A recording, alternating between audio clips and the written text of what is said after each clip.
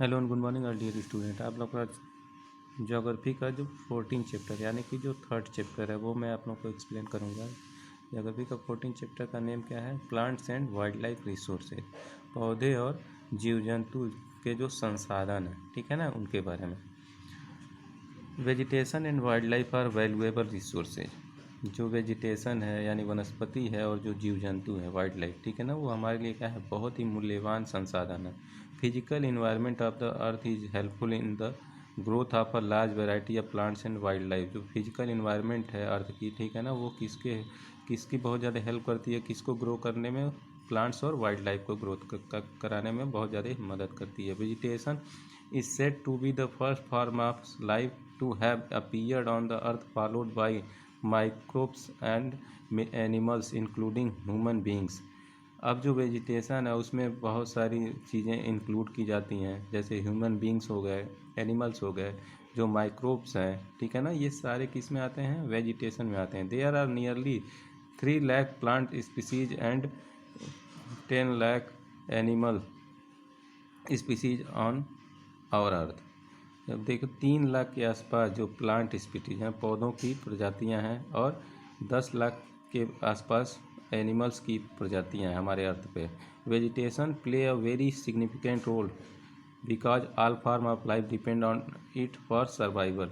अब जो वेजिटेशन है, ठीक है ना, क्या है? बहुत ज़्यादा क्या करता है? सिग्निफिकेंट रोल होता है इसका, क्योंकि इसी पे सब लोग क्या करते हैं? डिपेंड करते हैं अपने सर्वाइवल को, अपने जीवन यापन करने के लिए इसी पे डिपेंड होते हैं, वनस्पतियों पे। क्योंकि ह्यूमन बींग्स भी हैं, वो वनस्पतियों पे डिपेंड करते हैं। एनिमल्स भी होते हैं, वो भी उसी पे डिपेंड करते हैं, ठीक है। Plants are the only form of life which can transform solar energy into food energy। अब जो प्लांट्स है वो क्या सोलर एनर्जी को किस में बदलते हैं? फूड एनर्जी में बदलते हैं। They give the primary products on which animals and humans depend for survival. और ये सब एक दूसरे पे क्या है? सब लोग डिपेंड हैं। ह्यूमंस एनिमल पे, एनिमल ह्यूमंस पे, और ये सब लोग किस पे डिपेंड करते हैं? वेजिटेशन पे। अब आगे देख लेते हैं factors influencing vegetation and wild life resources. अब कौन कौन से फैक्टर क्या करते हैं? इन्फ्लुएंस करते हैं वेजिटेशन और वाइल्ड लाइफ रिसोर्स पे। The origin and sustenance of different types of plants and animal in a region on the earth is decided by different factors such as climate, land features, rainfall, velocity of wind, distance from the equator। जो भी origin यानी कि जो मूल और sustains यानी जो जीविका है, ठीक है ना, वो अलग अलग तरह के होते हैं। जैसे अलग अलग तरह के प्लांट्स होते हैं, एनिमल होते हैं हर रीजन में, यानी अलग अलग क्षेत्र में, ठीक है। और ये किसके वजह से डिसाइड किए जाते हैं? जो फैक्टर्स होते हैं, जो कारण होते हैं। जिस जगह का क्लाइमेट कैसा है, उस जगह पे उस तरह के लोग रहते हैं, वहाँ की वनस्पतियाँ उसी तरह की होती हैं, वहाँ के लोग वैसे होते हैं, वहाँ के एनिमल्स वैसे होते हैं। ये सारे जो फैक्टर्स हैं वो उस पर क्या करते हैं? डिपेंड करते हैं। अब वहाँ का जो लैंड फीचर है, रेनफॉल कितनी होती है, वेलोसिटी ऑफ विंड, विंड की जो वेग है वो कितनी है, डिस्टेंस कितनी, इक्वेटर से उसका डिस्टेंस क्या है, इसके आधार पे क्या होता है? ये सारी चीज़ें होती हैं। Plants acquire a distinct group in areas having the same climatic condition. अब जैसा क्लाइमेटिक कंडीशन होगा वैसे ही प्लांट्स होंगे, ठीक है ना, उसी ग्रुप के। The term flora is use to indicate the plants of a specific region or period listed or species of animal are known as fauna. जितने भी फ्लोरा और फौना है, ठीक है ना, वो एनिमल्स किसके नाम से जाते हैं? फौना के। और जो फ्लोरा होता है वो वेजिटेशन के नाम से जाना हम उसको इंडिकेट करते हैं। और ये क्या, जितनी भी स्पीसीज यानी जितनी भी प्रजातियां हैं, ठीक है, वो क्या करती हैं? इन्हीं सब पे डिपेंड करती हैं। The kinds of animal found in an area are also determined by the nature of plants in that area.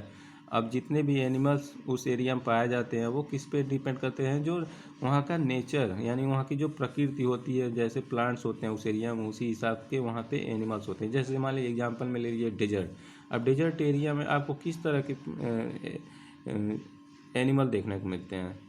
जो क्या होते हैं? जिनको पानी की आवश्यकता बहुत ही कम होती है, उस तरह के, ठीक है ना। और वहाँ पे क्या होता है? ऐसे ही वहाँ पे प्लांट्स भी पाए जाते हैं, जिसको पानी की बहुत आवश्यकता नहीं होती है और जिसका जो रूट होता है बहुत ही डीप होता है, गहराई में होता है, जैसे कैक्टस, ठीक है ना। तो वैसे ही जो क्लाइमेटिक कंडीशन होता है उसी आधार पे वहाँ का प्लांट और वहाँ के प्लांट और एनिमल्स होते हैं। When vegetation change, animal life also undergoes a change. All plants and animals in a particular region are interlinked and interdependent on each other. अब जितने भी रीजन है सब जगह के जो प्लांट्स और एनिमल हैं वो एक दूसरे पर इंटरडिपेंड हैं, यानी निर्भर हैं, ठीक है ना। दे टुगेदर फ्रॉम द इकोसिस्टम, वो साथ में मिलकर इकोसिस्टम के साथ में रहते हैं। This ecosystem is influenced by the following factor. अब ये जो इकोसिस्टम है, ठीक है ना, वो कुछ फैक्टर्स पे डिपेंड करता है, जिसमें सबसे पहला होता है सॉइल यानी कि जो मिट्टी होती है उस पर डिपेंड करता है। The type of soil decided what kind of plant would grow in a certain area. अब सॉइल के जो टाइप सॉइल ही डिसाइड करता है कि उस जगह पे किस तरह के प्लांट्स को ग्रो करने का वहाँ पे एरिया में मतलब आसानी होगी, ठीक है। The components of soil determine not only plant growth but also animal life in the region. For example, earthworm are not found in every type of soil. जो भी कंपोनेंट्स होते हैं सॉइल के, ठीक है ना, वो डिटरमाइन करते हैं, सिर्फ डिटरमाइन ही नहीं करते हैं वो प्लांट को ग्रो कराने के लिए, लेकिन वो एनिमल को लाइफ उसकी एनिमल्स की जो लाइफ है उसको भी डिसाइड करते हैं, जैसे वहाँ के कंडीशन होती है, ठीक है ना, सॉइल की। अब जो अर्थवार्म होते हैं यानी कि जो केंचुआ आप देखे होंगे, ठीक है ना, वो हर तरह की मिट्टी में नहीं पाए जाते हैं वो, और जबकि some reptiles are found only in the desert, और कुछ जो रेप्टाइल्स होते हैं वो कहाँ पाए जाते हैं, डेजर्ट रीजन में, ठीक है। तो सॉइल का भी बहुत ज़्यादा क्या होता है, इफेक्ट पड़ता है किसमें, वाइल्ड लाइफ और प्लांट में। अब दूसरा फैक्टर है relief feature. The relief feature of a place also decide the growth of plant life. जितने भी रिलीफ फीचर होते हैं वो भी डिसाइड करते हैं प्लांट लाइफ को ग्रोथ करने में। The kind of soil at a place is determined by the slope of the place, intensity of water and sunlight. For example, the south facing slope of the Himalayas have more vegetation than the north facing slope. अब जो slopes होते हैं, soil का जो slopes होता है अलग अलग जगहों पे क्या होता है स्लोप, जैसे मान लीजिए कोई पहाड़ी क्षेत्र है, ठीक है ना, कोई हिली रीजन है, हिमालय का जो रीजन है वहाँ पे जो स्लोप होते हैं, जो ढलान होती है वो क्या होती है, बहुत ज़्यादा होती है, ठीक है। तो वो भी क्या करते हैं, वो भी डिसाइड करते हैं, और वहाँ पे जो वाटर का कंडीशन होता है और जो सनलाइट होती है उसका भी क्या होता है, बहुत ज़्यादा प्रभाव पड़ता है। अब जैसे मान एग्जाम्पल में दिया हुआ सम साउथ फेसिंग स्लोप्स, कुछ जो साउथ फेसिंग यानी दक्षिण के जो फेसिंग स्लोप्स होते हैं हिमालय में, ठीक है ना, वो किस वेजिटेशन के लिए क्या होते हैं, वो ज़्यादा इम्पोर्टेंट होते हैं नॉर्थ फेसिंग स्लोप के से, ठीक है। अब आता है man. The ecosystem is dominated by man because of his special abilities. जो इकोसिस्टम होता है उसको डोमिनेट कौन करता है, मैन करता है, क्योंकि उसके पास बहुत सारी स्पेशल एबिलिटीज है। He has applied this system for his own benefit. और ये क्या करता है, जितने भी सिस्टम ये अप्लाई करता है वो अपने फ़ायदे के लिए करता है। Thus man's influence on plants and wild life resource in significant.